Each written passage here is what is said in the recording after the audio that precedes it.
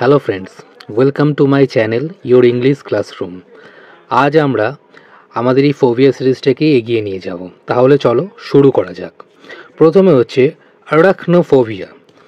উচ্চারণ, প্রোনাউন্সিয়েশন খুব ভালো করে দেখো। আরাকনোফোবিয়া এর অর্থ হচ্ছে মাকড়সা ভীতি। গ্রিক আর্কনে মানে যার অর্থ হচ্ছে স্পাইডার বা মাকড়সা, সেই থেকে এসছে আরাকনোফোবিয়া। তাহলে বুঝতে কোনো অসুবিধা হলো না। তাহলে পরেরটাই যাই। মিউসোফোবিয়া, ল্যাটিন মিউস অথবা গ্রিক মিউস, যার দুটোরই অর্থ হচ্ছে মাউস বা ইঁদুর, সেই থেকে এসছে মিউসোফোবিয়া বা ইঁদুর ভীতি। ম্যাজেইরিকোফোবিয়া, গ্রিক নাউন মেজরুস, যার অর্থ হচ্ছে সেফ বা বুচার, সেই থেকে এসছে ম্যাজেইরিকোফোবিয়া, যার অর্থ হচ্ছে ফিয়ার অফ কুকিং বা রান্না করার ভয়। হ্যামার্টোফোবিয়া, হ্যামার্টো ইজ গ্রিক।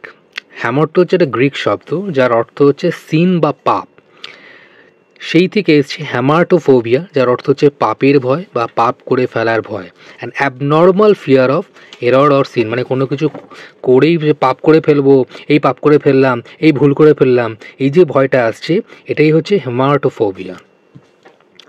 ডেনড্রোফোবিয়া, খুবই অদ্ভুত।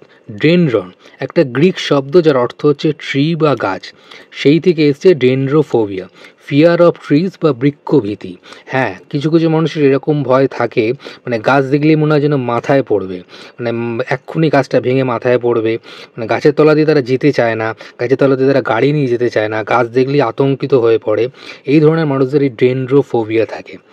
আশা করি আজকের এই ভিডিওটা বুঝতে তোমাদের কোনো অসুবিধা হয়নি। যদি ভিডিওটা ভালো লেগে থাকে তাহলে প্লিজ লাইক করো, শেয়ার করো এবং অবশ্যই আমার চ্যানেলটাকে সাবস্ক্রাইব করে দিও। ভালো থেকো।